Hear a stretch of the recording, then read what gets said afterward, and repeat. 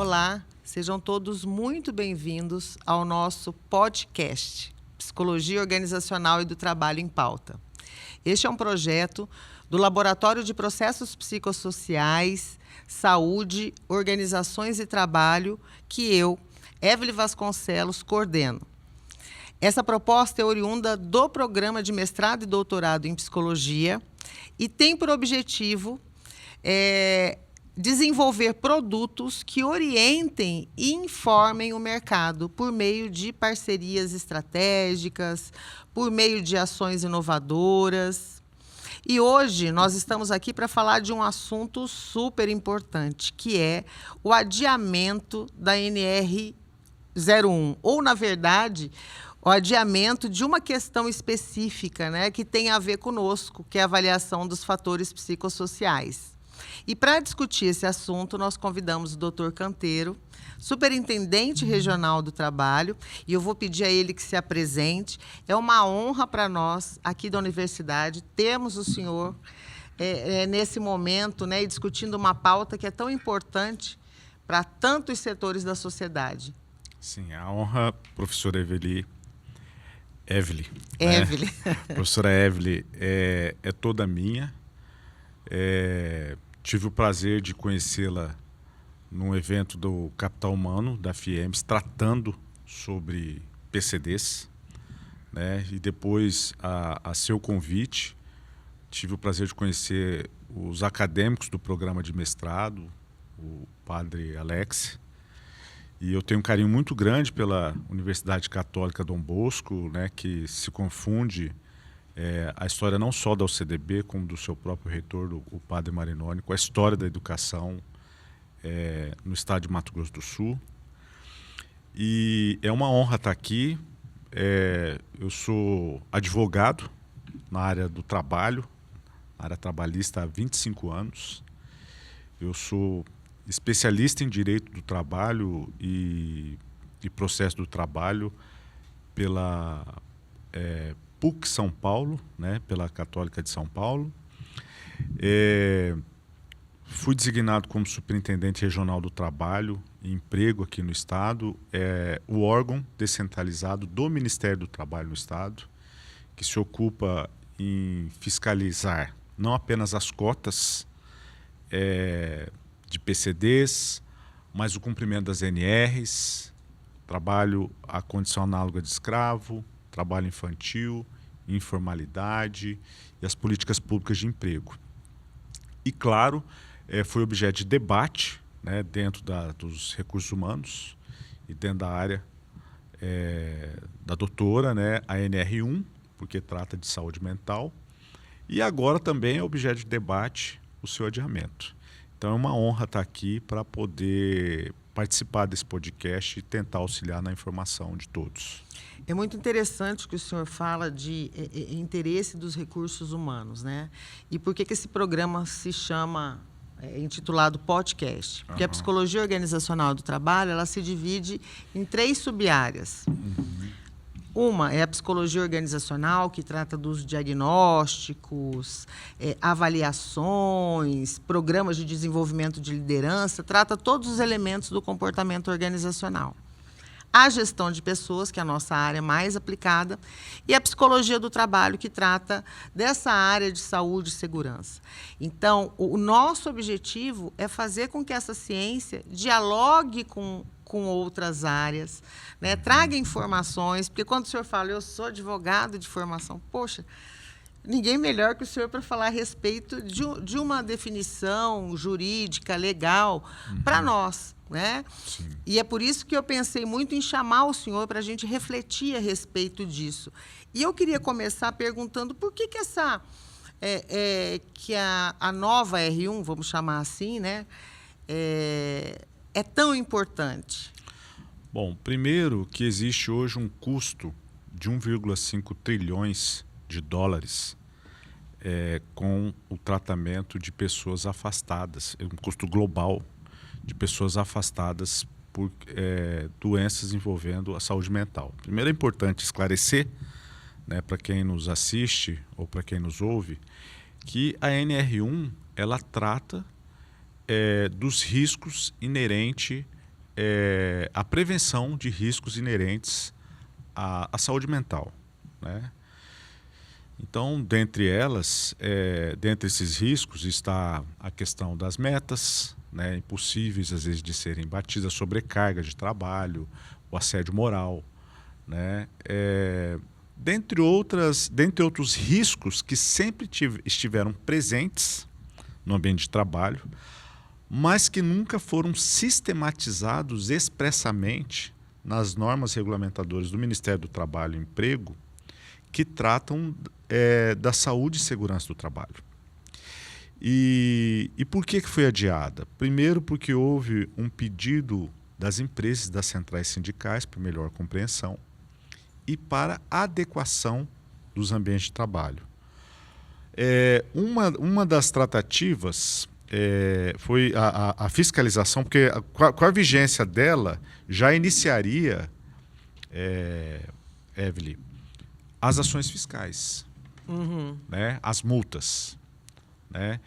E o objetivo maior do Estado brasileiro não é apenas o auto de infração. O objetivo maior do Estado brasileiro é que, de fato, esses riscos sejam inseridos nos programas, né? nos GROs, né? nos PGRs, né? Para que as empresas, de fato, utilizando um profissional habilitado para tal, identifique os riscos psicossociais, né? E acho que nesse aspecto é muito importante a escuta do trabalhador, né?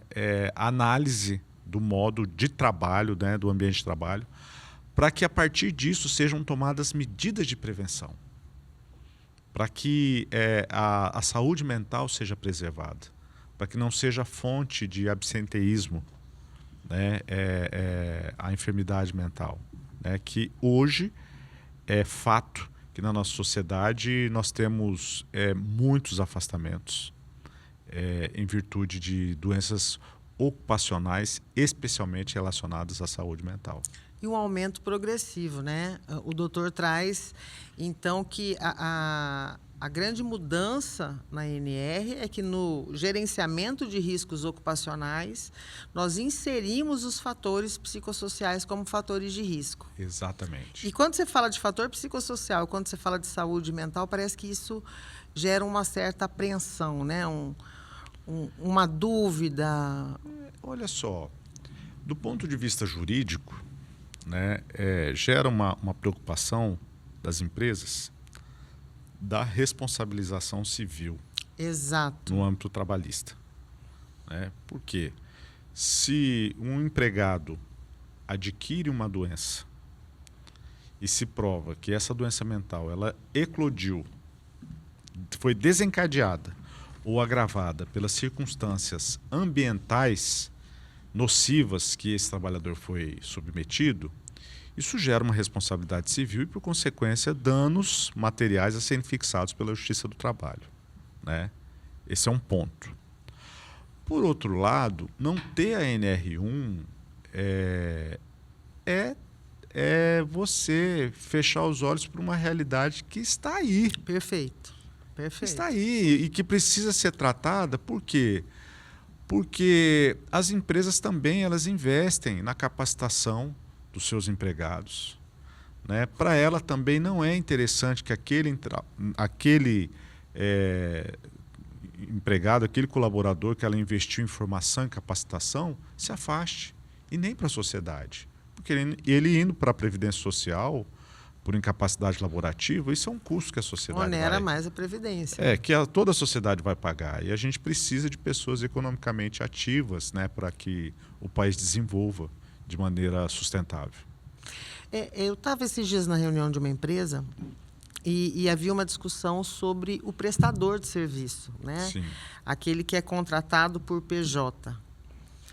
Ele não precisa ser avaliado no bojo da organização, porque ele é pessoa jurídica. A princípio, não. Ele não precisa, por quê? Porque as NRs elas são aplicáveis às pessoas que são contratadas mediante vínculo de emprego. Certo. Né? A única hipótese que pode incidir essa norma é na hipótese de ser comprovado que aquela pejotização foi uma fraude para mascarar o vínculo de emprego. Né? Aliás, tem um debate muito grande no âmbito do Supremo Tribunal Federal. O ministro Gilmar Mendes suspendeu as ações na Justiça do Trabalho para tratar do tema, porque a Justiça do Trabalho tem reconhecido reiteradamente que a utilização da PJ, na maioria dos casos, tem sido utilizado como forma de fraudar a legislação trabalhista. E o Supremo ele tem decidido contrariamente ao que a Justiça do Trabalho, segundo proclama a Constituição, que é a competente para decidir, tem reconhecido. Então esse debate ele ainda está para ser definido. Mas é importante sua pergunta e eu acho que é uma lacuna que se a NR1 não prevê, o legislador precisa tratar disso, sabe?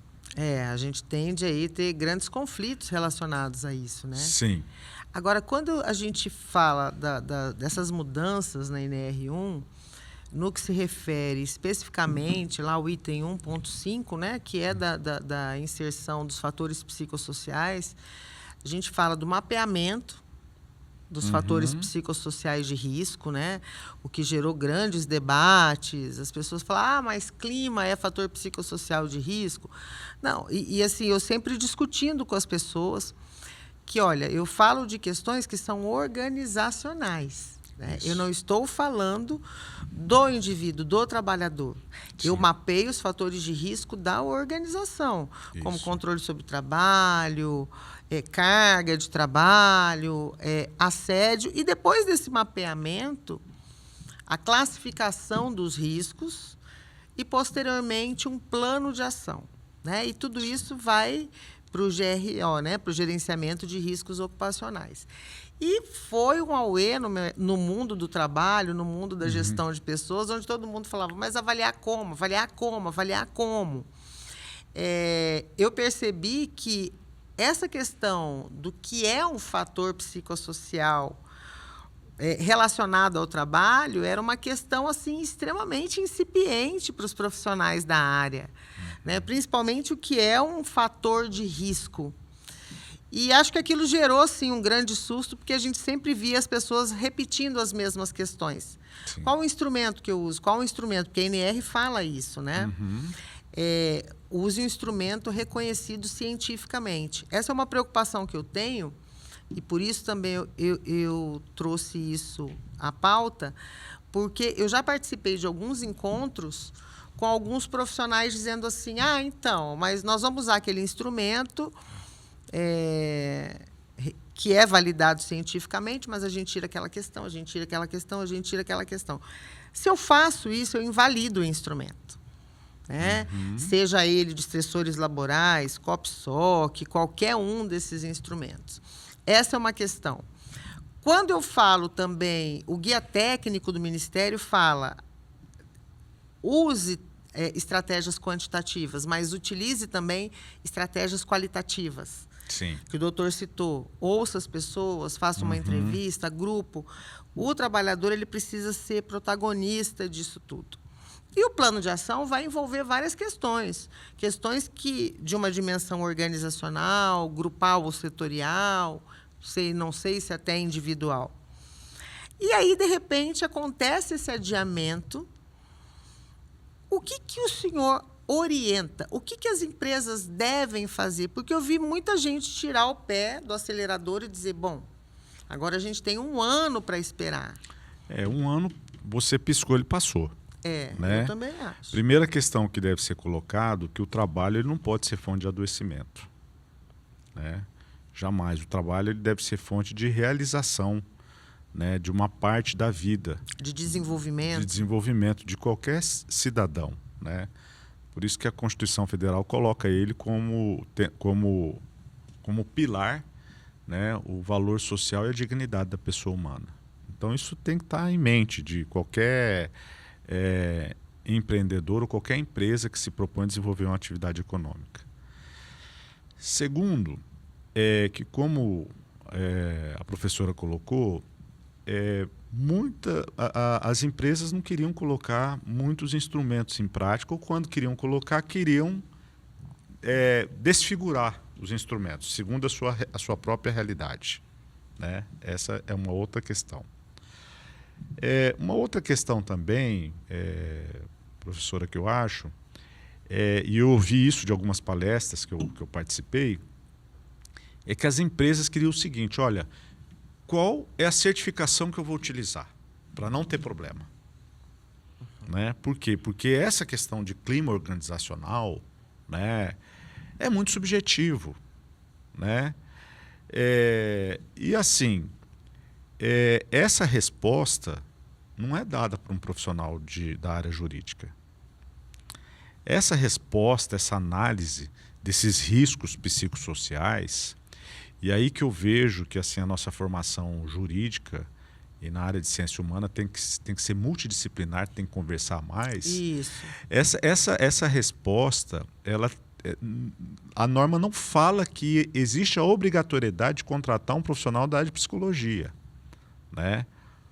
Mas eu acredito que para você analisar um clima organizacional de uma empresa, seria de bom tom que você ouvisse um profissional da área, né? Para eles poder fazer esse gerenciamento de risco. Nós escutamos na OAB os engenheiros também falando, né, a respeito da necessidade. Um médico pode fazer avaliação Sim. psicossocial, o próprio engenheiro, outros profissionais, mas a psicologia ela tem um conhecimento maior relacionado então a essa é uma isso. opinião. O Ministério do Trabalho ele não fala nada a respeito disso. Eu estou falando isso muito como uma opinião como advogado aqui, vamos dizer assim, né? Eu recomendaria às empresas que o fizesse. Por quê? Porque você vai analisar...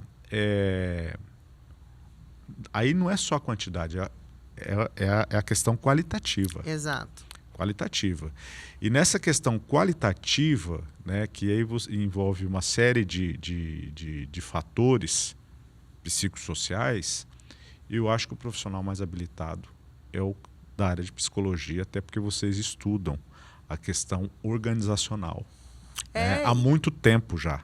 Né? E quando você fala de fatores psicossociais de risco, a gente fala de estressores laborais. Sim. Os estressores laborais, se não mediados, geram fatores emocionais que demandam estratégias de defesa, de coping, né? Sim. Então, eu entendo que o objetivo é trazer essa realidade à tona, no sentido de qual é a ação, né? Como é que a gente diminui esses afastamentos, esse absenteísmo e gera um ambiente melhor.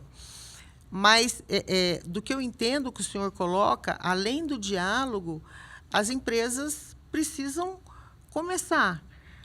Elas precisam começar e para ontem. E para ontem é necessário ouvir os serviços especializados, né? Especialmente para aquelas de grande porte, mas isso não dispensa as de pequeno porte. Eu acho que é importante colocar também que essa já era uma preocupação também, embora não expressa, mas tratada na NR17 do Ministério do Trabalho. Então a fiscalização já multava, inclusive, com base na NR17, tinha algumas fiscalizações que multava com base na NR17. Então, a NR01 ela só veio para colocar expressamente, né, a obrigação do quê? Você vai ter que colocar no PGR e no GRO os riscos psicossociais, você vai ter que identificar e trabalhar com esses riscos, uma forma de prevenção para que não haja doenças ocupacionais, enfermidades incapacitantes, né, que retirem a possibilidade dessa pessoa trabalhar. Né? Eu acho que é um cuidado não só com o ambiente empresarial, né, como um cuidado com as próprias pessoas que ali, né, oferecem sua força de trabalho. E o senhor falou uma coisa que eu entendo assim como fundamental. um suporte especializado. Nós já estivemos em muitas discussões, né? Não é todo e qualquer profissional que conhece a realidade de uma organização. Sim. Não é todo e qualquer profissional que conhece a realidade, por exemplo, o senhor é advogado trabalhista. Ou que tem a formação para isso. Exato, que esteja, né? que tenha experiência, que tenha formação, que tenha pesquisa, que tenha essa vivência. Às vezes você tem a formação empírica, mas você não tem a formação científica. Exato. Né? E a científica aliada à empírica, que aí é imprescindível para você poder fazer o devido tratamento, né, desse problema e orientar as empresas. Porque qual que é o objetivo do Ministério do Trabalho e Emprego? Qual que é o objetivo do Estado brasileiro? O objetivo é fazer com que o ambiente de trabalho seja saudável. Né? Não é inviabilizar a atividade econômica.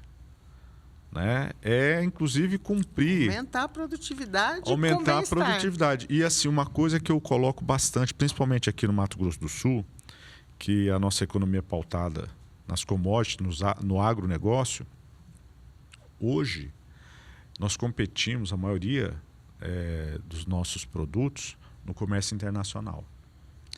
Então, o comércio internacional, nós temos as ODS, né? As ODS, e nós temos, agora vai ter até a COP30 lá no Pará, nós temos a Agenda 2030 da ONU. O trabalho decente é uma das exigências para você operar no mercado internacional. Né? E o ambiente de trabalho saudável é um requisito. Exatamente. Eu li um artigo, e até nós escrevemos outro relacionado a esses afastamentos por transtorno mental no Estado. Vai ser publicado agora na revista Interações. Mas, para escrever esse artigo, eu lia outro que fazia exatamente essa relação.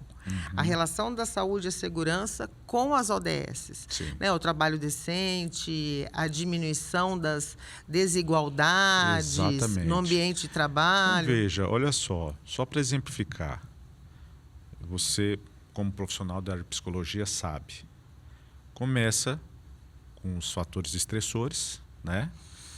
Que levam a um problema emocional, que pode... Você me corrige, tá? Tá. Pode haver um psicossomático? Pode. Pode. Por exemplo, na categoria bancária, a questão da LER. Né? A LER, pelo próprio INSS, já existe um nexo técnico epidemiológico, é um fator de risco. E você afirmar que o transtorno de ansiedade não é, dentro desse ambiente de trabalho, e você afirmar que esse ambiente de trabalho não precisa ter um investimento maior no clima organizacional e um olhar para a questão da sobrecarga de trabalho, para a questão das metas que às vezes são colocadas, né, pelas empresas, é necessário. Né? Ou em outros tipos de segmentos que a gente vê, né, que causa adoecimento e afastamento de trabalhadores. Então, acho que isso é muito importante ter esse olhar, sabe? E o senhor chega numa questão que é crucial, porque, na verdade, não é necessário uma ação específica para atendimento a uma NR. É uma mudança de cultura. Né? De cultura do Estado, de cultura das organizações. Sim. E o papel desses profissionais, como o nosso, né, de estarmos aqui, é disseminar no Estado, nas culturas, a saúde como um valor também organizacional.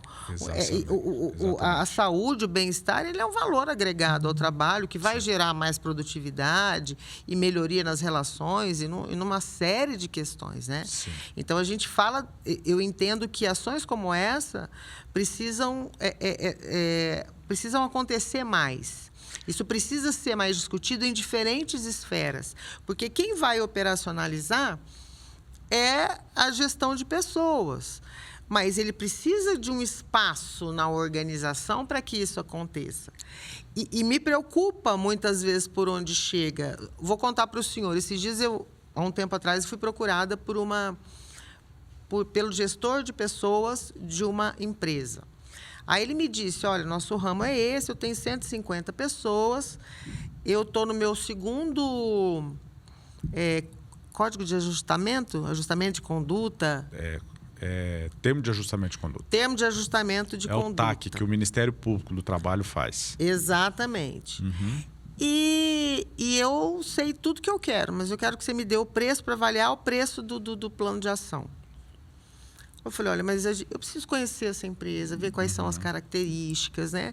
Esse é um assunto que, muitas vezes, a gestão de pessoas operacionaliza, mas ele passa pela diretoria, pelos CEOs, né? Vai precisar essa tomada de decisão.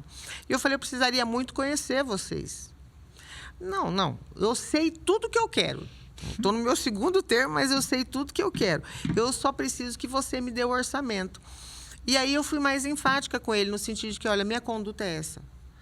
Se eu for até a organização, se eu tiver conhecimento das características da sua realidade, em 24 horas eu, sim, sou capaz de te oferecer uma proposta. Mas sem isso eu não consigo. Porque um outro mito que se tem é que boas práticas são universais. Então, eu copio e colo, porque todo mundo também hoje fala de programas de saúde mental, que inclusive é o nosso próximo podcast, como se você tem um grupo aí de gestante, deu certo para você, então eu vou colocar, você tem... Né? Então, não é um copia e cola. E aí foi acertada a NR01, no qual ela exige que se identifique no seu ambiente de trabalho os riscos psicossociais, para que você faça, não para que você copie a fórmula do outro. Por favor. Porque você tem que fazer a adequação segundo a sua realidade, né? A sua realidade. Agora, esse ponto que a professora coloca reflete bem a nossa cultura e o quanto que nós precisamos avançar nas relações de trabalho. Nós, há pouco mais de 100 anos, nós éramos um país agrícola, basicamente, né, com a escravidão institucionalizada, né, como mão de obra. E a CLT, quando foi feita em 43, a maioria da mão de obra era agrícola, não era urbana. E nós ainda temos que avançar muito na questão do diálogo dentro das relações de trabalho. Perfeito. Nós não temos essa cultura do diálogo dentro das relações de trabalho. E isso permeia também as relações coletivas de trabalho. Nós temos que avançar muito no plano coletivo, das representações sindicais, de tratar desse assunto também, né, nas pautas dos sindicatos, das empresas, das negociações coletivas. Isso é um assunto, né, na mesa de negociação. E assim, à medida que um empresário ele não quer dialogar com quem vai auxiliá-lo a fazer uma adequação na sua empresa, imagina como é o diálogo dele em relação ao seu colaborador, né? É claro que a gente sabe da função imprescindível do empreendedor, de quem gera emprego, de quem gera renda, né, da iniciativa privada no país. É importante, a gente sabe da dificuldade do custo Brasil, da carga tributária, que precisa ser revista, né? Mas quem se propõe a empreender, a empregar, tem que fazer de maneira correta, né? Até porque eu costumo dizer o seguinte, professora, que a legislação trabalhista, ela também define uma regra para a competição no mercado. Exato, perfeito. Entendeu? Porque você vê, nós temos hoje, com a globalização, um pulo da China. Se não tivesse a legislação trabalhista, as barreiras, não teria... Entrava tudo. Exatamente. Então, a legislação trabalhista e essas regras, além de proteger, né, o cidadão brasileiro, protege as empresas também. Perfeito. Essa concorrência predatória, vamos dizer assim, né? E isso é um diferencial competitivo para as organizações, né? Hoje no mundo, sim, né? O governo promulgou, acho que em 2022, a lei da empresa certificadora em saúde mental. Sim. Né? Onde ele vai prever todas essas ações, ações em saúde mental, diversidade e inclusão, a própria responsabilidade social, enfim, uma série de ações e o próprio suporte ao trabalhador, que, desde que ela aconteça de fato, só tende a contribuir com a própria organização. E esse é um ponto positivo, porque hoje, com a informação que nós temos na palma da mão, o próprio consumidor, ele quer saber, e ele tem essa informação rápida, de quem que ele está comprando, como é fabricado o produto, né?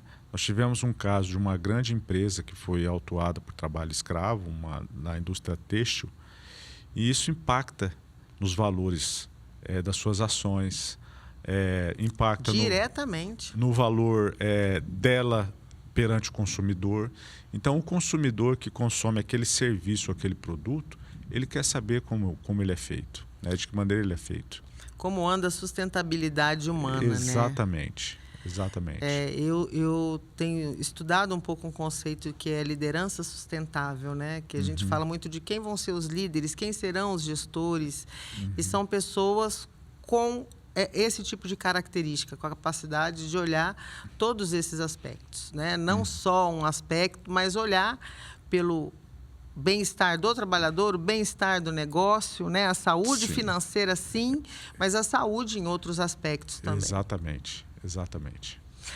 Doutor Canteiro, eu poderia ficar aqui com o senhor horas, né? Nós vamos ter que fazer um outro episódio até para falar do material aí de inclusão, do desenvolvimento de competências para a gestão da diversidade. Sim. Que por uma parceria, gente, nós fizemos um trabalho aí que chega daqui a pouco.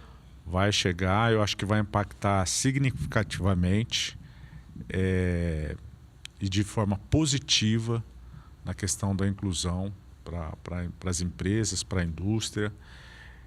Acho que é um trabalho de vanguarda do curso de Psicologia da Universidade Católica Dom Bosco, uma parceria com a Superintendência Regional do Trabalho e também com o Serviço Social da Indústria. Está no forno e em breve, né? O senhor vai voltar para contar. Em breve nós iremos trazer aqui para esse podcast. O Regis, no primeiro podcast, foi com o Regis, ele deu um spoiler também. Então, agora só aguça mais a curiosidade. Sim.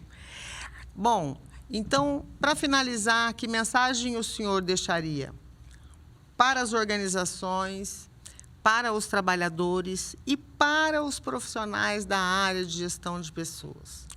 Bom, para as empresas, para que elas não se acomodem com esse prazo, que esse prazo é exíguo, elas têm trabalho a ser feito. É importante para o ambiente organizacional, para a produtividade, né, da empresa, para a sustentabilidade, para a imagem, né? Eu tenho certeza que a empresa só tem a ganhar se ela antecipadamente já aplicar a NR1 através da identificação desses riscos e do gerenciamento desses riscos ocupacionais. Para o trabalhador, é a mesma coisa. Ele também vai ter que se propor a colocar esses riscos que ele enfrenta, né? Ele vai também ter que olhar para a sua saúde mental, né? Porque nós temos ainda... A sociedade brasileira ainda tem que avançar muito na questão do preconceito em relação aos problemas relacionados à saúde mental. Tem esse outro viés também, né? Que vocês que são profissionais da área de psicologia sabem que nós enfrentamos.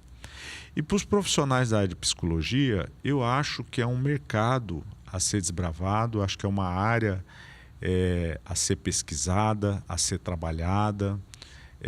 Aqui no estado nós temos grandes grupos vindo para cá. O Mato Grosso do Sul ele está vivendo um momento econômico importante. Nós temos a Rota Bioceânica, né, que vai mudar a configuração econômica do estado. E eu acho que cada vez mais vai ser necessário um profissional da área de psicologia para cuidar e para orientar sobre o bem-estar dentro do ambiente de trabalho, sabe? E o recado que eu deixo é que eu acho que essa é uma responsabilidade de todos, não apenas do Estado brasileiro, né? Eu acho que é uma responsabilidade das entidades sindicais também, passarem a tratar isso nas suas negociações coletivas, das empresas dialogarem, né, sobre isso e já começarem a conversar isso agora, antes de abril do ano que vem, que acho que no dia 26 de maio, salvo engano, do ano que vem, entra em vigor a NR1 e aí não tem choro, né? Aí, se não cumpriu, vai haver autuação, mas esse não é o objetivo. O objetivo é que o ambiente de trabalho seja uma fonte de realização, de bem-estar das pessoas. É isso. Muito obrigada, doutor Canteiro. Foi um prazer recebê-lo. O prazer é todo meu. Quero dizer para o senhor que também a Universidade Católica Dom Bosco, por meio do seu programa de pós-graduação, mestrado e doutorado em psicologia, do laboratório que eu coordeno, nós estamos à disposição para somar forças na realização de todas essas ações. E quem não nos conhece, né, que venha nos conhecer, venha conhecer nossas pesquisas, nossos estudos. Nós estamos aí de braços abertos. Obrigado, foi uma honra participar aqui do podcast. Bom, já agradeci ao doutor Canteiro e agora agradecer a todos vocês que estiveram conosco durante esse período. Prestem atenção que aí vem mais podcast com notícias agora sobre saúde mental, programas de saúde mental no trabalho. Até a próxima.